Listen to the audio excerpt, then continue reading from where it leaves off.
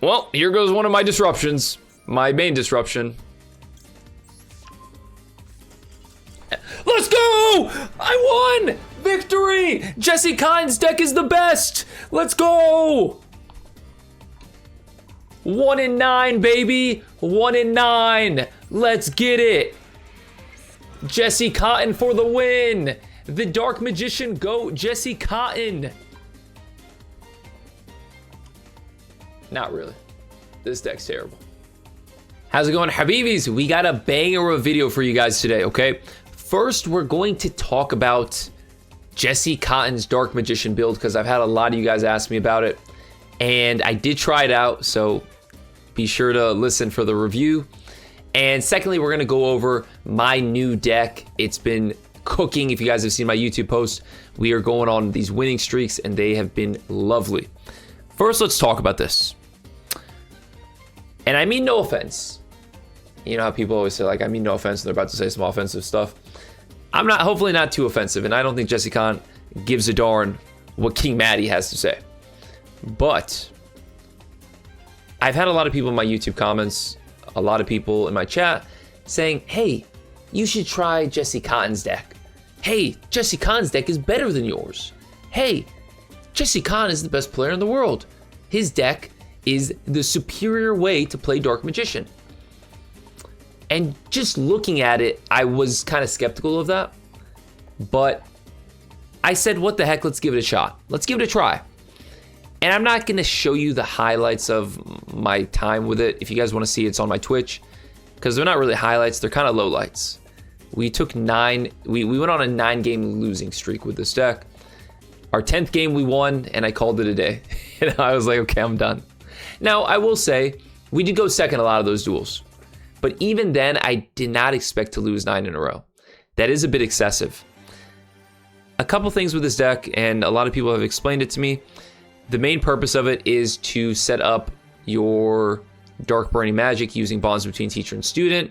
Because of the surplus of ways we have to summon Dark Magician, it is very easy to get DM on the field, and then you can hope to, either draw into bonds or have Soul Servant to search for bonds, right? So you do that. One sec, my cat wants to hop on my lap. Come here, kitten. Ugh. Merlin, I'm making YouTube, dude. Trying to talk to the people, the Habibis. Anyways, so you set up bonds between teacher and student, and you have a drill beam. In theory, you have an Omni Negate, you have a board wipe. It makes perfect sense in theory. But in actuality, it just didn't happen. I tried it. I set up Dark Burning Magic, I think, twice, and I didn't get to pull it off once. And I'm not saying that if I kept playing, it wouldn't happen. Sure, it would. But I just wasn't very impressed with the amount of disruptions, or lack thereof, that this deck was able to set up consistently. And I feel like something else that people need to keep in mind, and by the way, I forgot to caveat, this is his build exactly. The only difference, he was playing a 41 card build. The only difference is he was playing Pot of Prosperity.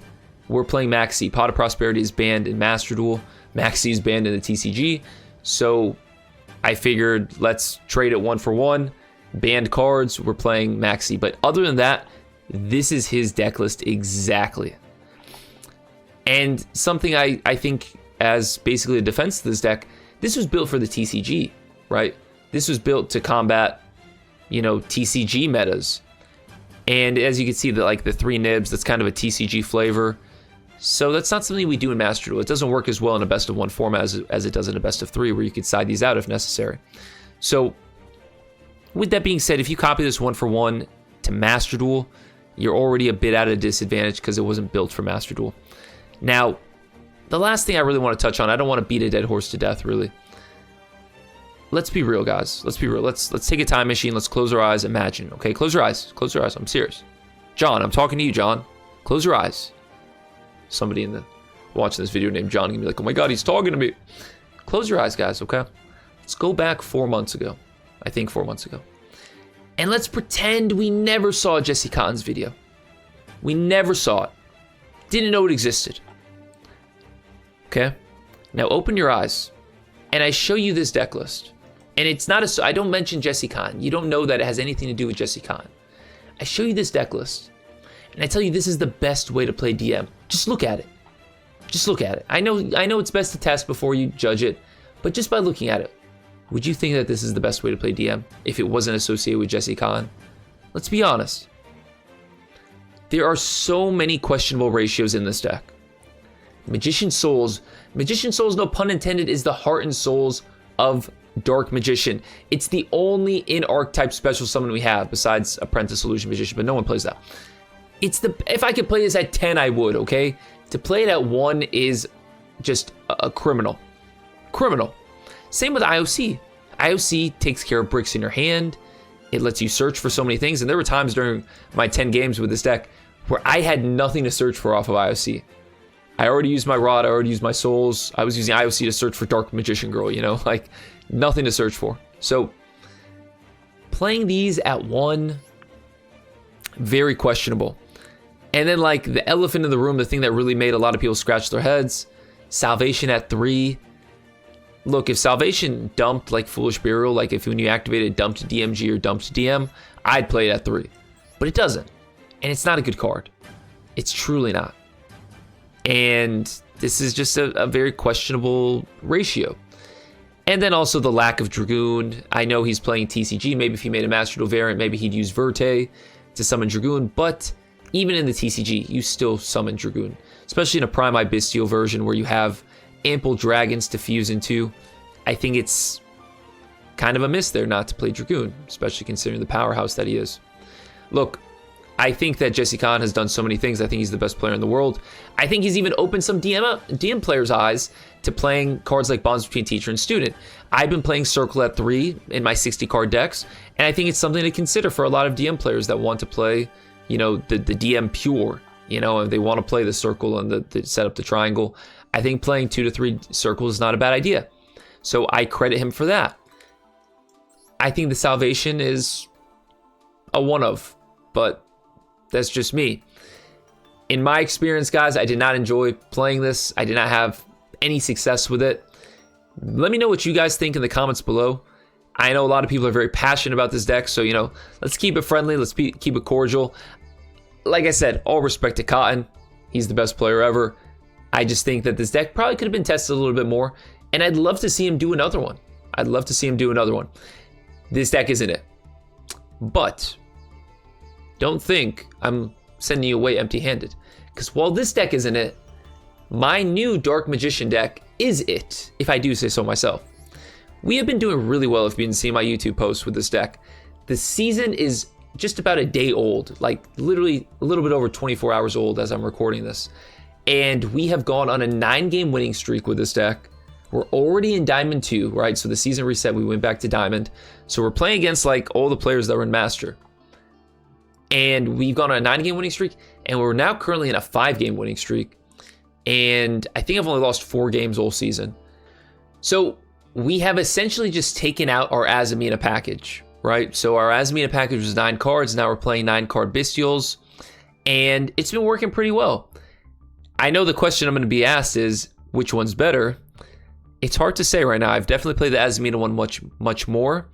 The Azamina one has a bit more punch going first, I guess, because sometimes the Bestials can kind of just sit in your hand going first, but they have so much, you know, uses going second. I think when Malice and Ryziel come to Master Duel, they're going to be huge. So I don't know. Right now, we're cooking with it. I'm happy with it. Can't complain. I do want to take out the Fuoloses and play Ogre. My first loss, I opened 2 Fuoloses going first, and that was just, I was basically starting the duel with 3 cards in my hand. So I'm thinking about cutting those. Anyways, though, we have been doing really well with it. Like I said, we're already in Diamond 2. I think that's a deck worth playing. Also, I know some of you guys have been saying the Azamina stuff is very expensive, which it is. So I think many people, Bestials have been out for a while. I think many people have Bestials. So maybe it's more realistic that you guys craft a deck list like that. So yeah, we're currently on a 5-game winning streak.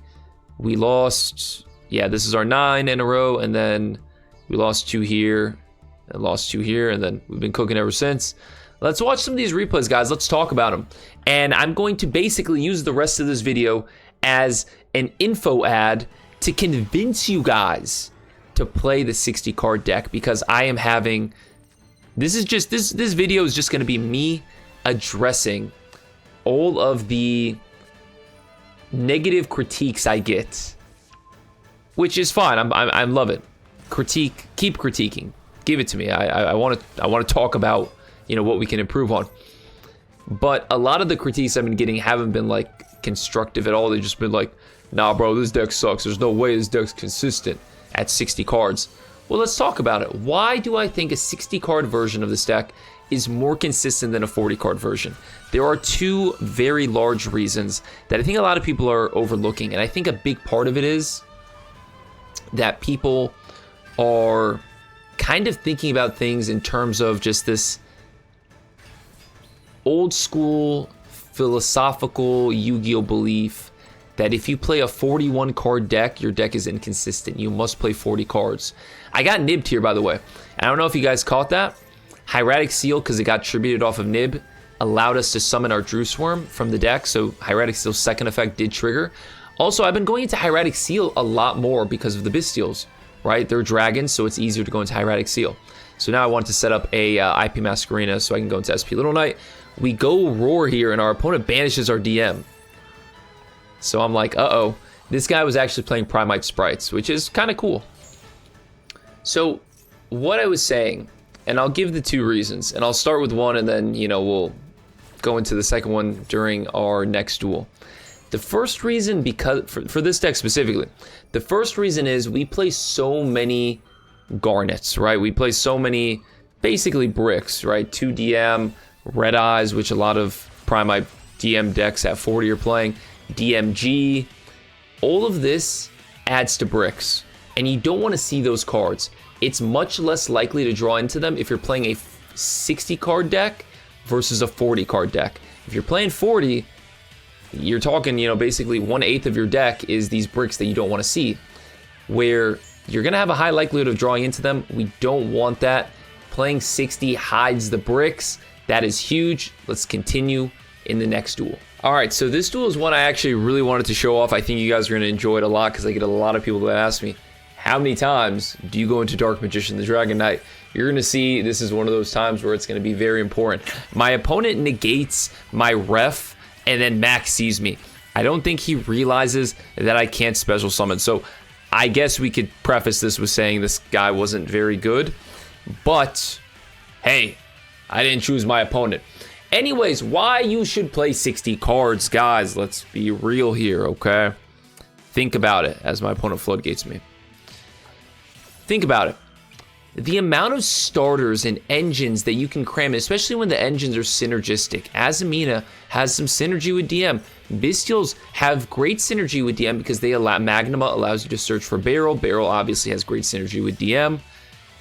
Those types of things, those types of avenues, being able to incorporate that into your deck goes a very long way because you're able to play so many starters. We're playing more starters than a 40 card deck would play, even from a percentage basis. So with that being said, 40 cards is nowhere near as consistent as 60 cards because of the sheer number of starters we're allowed to play with the 60 card variant.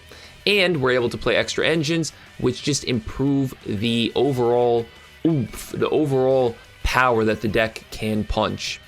So here I'm going to summon Red Eyes Black Dragon because I've already used Red Eyes Fusion. I know I can't use Reft or Verte to summon Dragoon this duel, so might as well get the Red Eyes Black Dragon out of my graveyard. My opponent is really relying heavily on this anti-spell fragrance, so I'm trying to get rid of it. He activates it for a second time after I Hieratic Sealed it. And I'm going to go Barrel. I'm going to use Barrel's secret effect, right? I think I'm being big-brained. We're going to tribute to send Dark Magician to the graveyard. They're going to D-Barrier me. Main decking D-Barrier is insane. But anyways, it works. It's a good card. They set the Ghastly Ghost, which is a very dangerous card for me. But since they trap tricked, I know they can only activate one trap for the rest of the turn. They activate Big Welcome. I'm going to chain my Eternal Soul, summon my DM that I sent off of the barrel, and I'm going to use my Dark Magical Circle to banish the Anti-Spell Fragrance. Now, this guy knows that All he has in life is anti-spell fragrance. He needs anti-spell fragrance to stop me. He's relying on the floodgate. So be it. He pops my circle. We're going to summon Magnuma. Magnuma is going to trigger. I'm going to take a gamble here. I said, okay, let me see if I can search for Magician Souls, get some draws, because I want to make some plays. And it unfortunately doesn't work out for me, you're going to see. We do get to send Dark Magician Girl, but we draw into 2 cards that aren't helpful. Okay? So I know I'm going to get Drew Swarm at the end phase. Right? Let's see what we can do here. I'm going to Drew Swarm. Going to get Regain to trigger. They're going to activate Archfiend Ghastly Ghost, or Ghastly Glitch. I called it Ghastly Ghost. Ghastly Glitch. They pop Regained. So, I'm not going to lie. Like, had they popped Eternal Soul, I'd probably lose.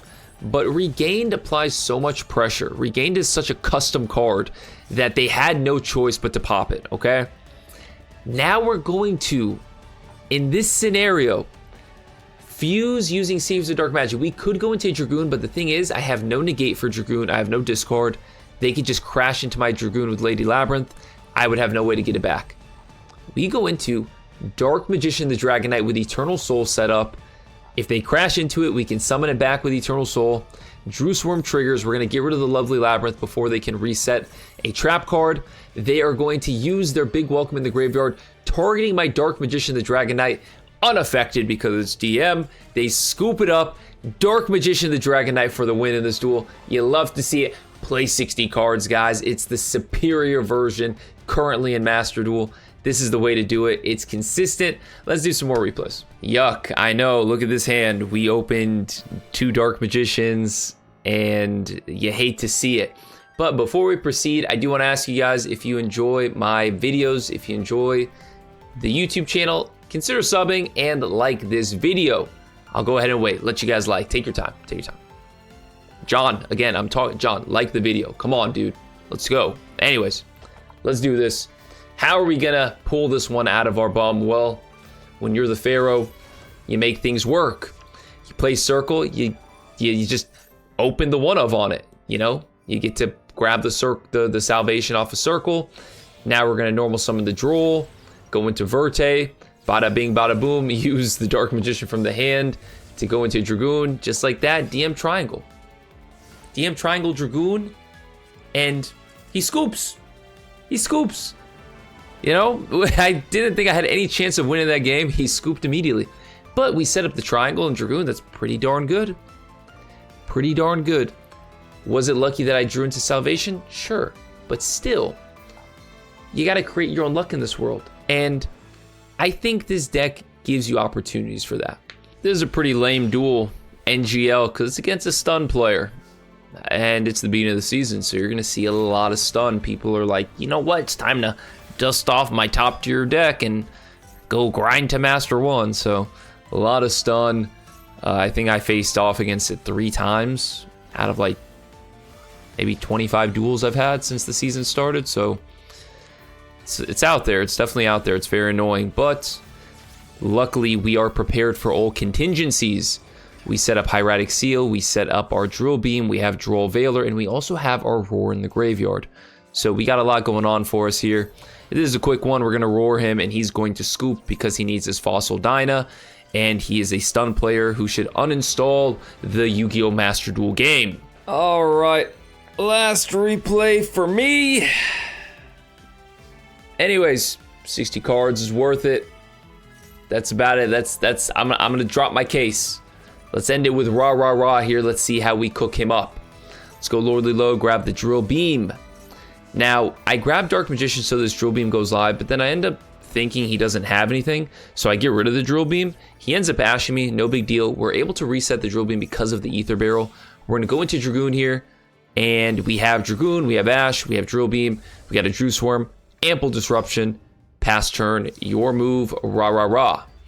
Now, something really interesting actually happened here, and me and my chat on Twitch, we were trying to figure it out. So this should have been destroyed, I thought. I negated this with Dragoon. He chains Heavy Borger, adding this back to the hand to summon the Heavy Borger. Now, for some reason, this doesn't get destroyed. We kind of deduced that because this reads negate the activation if you do that, and if you do destroy that card, I guess refers to the card as well as its location, and since the location of the card changed, it didn't get destroyed. If you guys have a better theory, I'm all ears, because I was very curious as to why they didn't get destroyed. Anyways, it's a mute point, didn't matter. They go into Typhon. A lot of people are running Typhon. Interesting. We're gonna drill beam him, get him out of here, coach. And that effectively ends our friend Rah-Rah-Rah's turn. So let's finish strong. Ether Barrel. Here comes the beautiful recursion from the Primite engine. We draw into IOC. They're going to ogre my Ether Barrel. I'm going to negate it because I'd like to be able to reset the Drill Beam, and I can only do that if I have Ether Barrel on the field. We're going to go IOC, grab Magician Souls. We use that load to grab Roar. It's going to be a great discard as well as a disruption for next turn, but there will be no next turn for Rah-Rah-Rah. Dark Magician. Dark Magic Attack. And that's all, folks. DM best deck. Truly having a lot of fun with it. I am enjoying my time with this deck, as well as the Azamina one. I'll probably do a toy box variant later, and we'll compare all three in another video. But if you enjoyed this video, hit the thumbs up button for me. Sub to the YouTube channel. Thank you guys so much in advance. I appreciate you. I'll see you in the next one. Take care of yourselves. Go ahead, everyone, and make somebody's day special. Peace and love, Habibis.